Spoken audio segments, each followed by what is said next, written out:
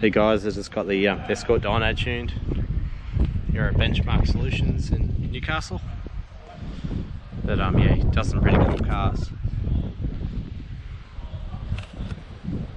Mostly Evos, but yeah, pretty awesome. But yeah, the old Escort held up alright, thank God.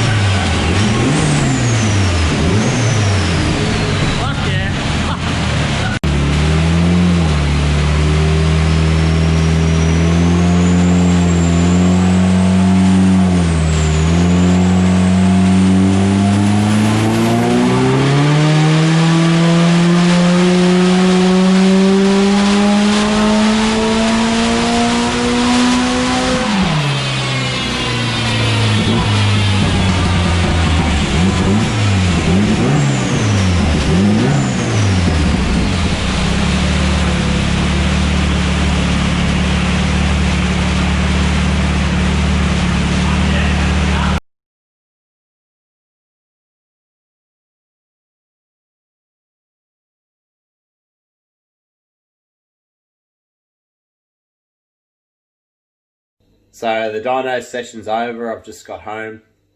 The car went really well, had a few hiccups that I'll explain in to you. But basically, yeah, I took the car there, hoping to get big horsepower. I didn't really get what I wanted.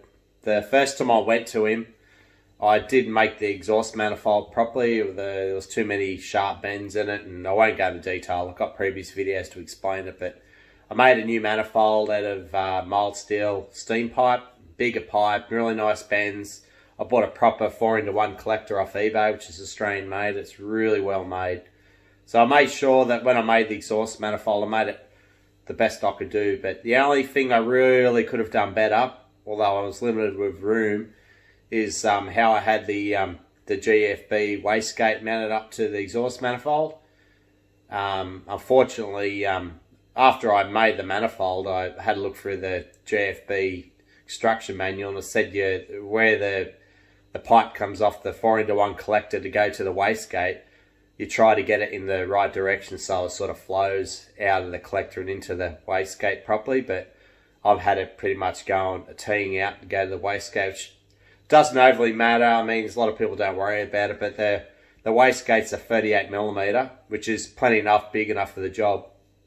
But if, yeah, for running big turbos on 4-cylinder cars, whatever it is, but running big boost, you can get boost creep, and he said we do get a little bit of that after about 28 psi. So yeah, boost creep's not always a good thing, especially in auto or any car really, but there's that issue. But so what happened, first off, he got the car.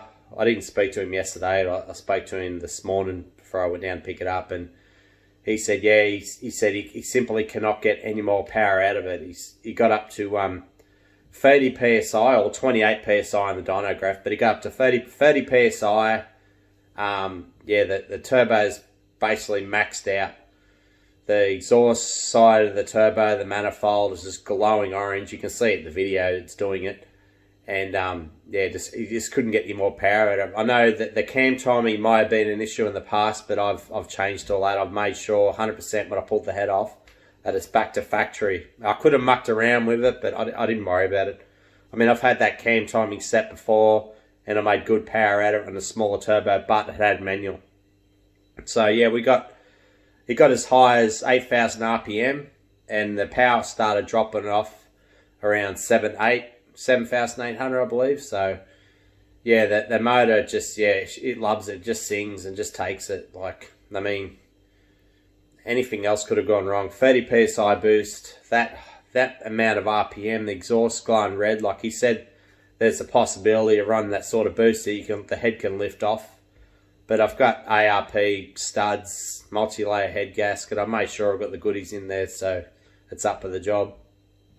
But yeah, so yeah, I had to settle for 280 horsepower at the wheels, around 350 something Newton meters of torque. And yeah, I watched on the dyno. Originally when I got there and we first got on the rollers, he said, look, it's making this horrible sound from under the car. And I said, mate, I reckon it's a diff. Because when I drove it off the trail and drove up this driveway, I noticed that, yeah, there's a little bit of a humming sound. I hadn't really picked up on it much, but you pick up on, well, I pick up a lot of the problems with the car as I drive it more. So, yeah, he said it had a bit of this noise coming from it, and I said, mate, it's got to be the diff. So, yeah, we got on the rollers, started to get it going, and everything was cold, been sitting for a while, but, yeah, you could clearly hear a horrible sound. And yeah, we got under it. Yeah, it's coming from the diff. So what I reckon's happened, when I built the diff myself, it's got Mozart billet axles, limited slip center, and it's basically just a Falcon diff or a Commodore diff, however you want to call it, Borg Warner, 389:1 ratio, which is good for drag racing. But what I done, I think when I put the pinion and crown wheel in, I mustn't have shimmed it properly, because yeah, why I see it, the pinion could be hard up against a crown wheel, and when it's cold, the oil's thicker. Yeah, get a bit of friction there, and yeah, it could be that. Because as the car warms up and he starts putting a bit of load on the motor, the noise just goes away. Lost like that. Like when we first looked at it, it was making the noise. I said, man, just cut it. Don't worry about it. I'm not going to risk hurting him or something going wrong or hurting the car. But as it warmed up, it was fine. I said, let's do it, mate. Just send it. Let's see what it does. So, yeah, that's when I got the GoPro set up at the back of the car to watch the back of the car, and then I was filmed it from the front. But, yeah, it went really well. But as soon as he told me that the emissions were as good, like we had to, the engineer, I spoke to him this morning, he said, look, you've got to have 4.5% carbon monoxide at idle. That's what he wants from the exhaust. So I told the tuner this, and the car done it easily. I mean, it got 2.7% carbon monoxide at idle. Has not even run a cat converter, so that's straight out of the exhaust. Like, there's nothing there to break the emissions, anything. No cat there.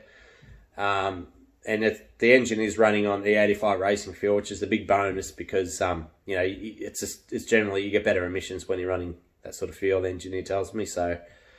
That's a win. So as soon as I pass the emissions, yeah, call the engineer and said, mate, it's awesome. The car's going great. I need to book it in. So I booked it in next month.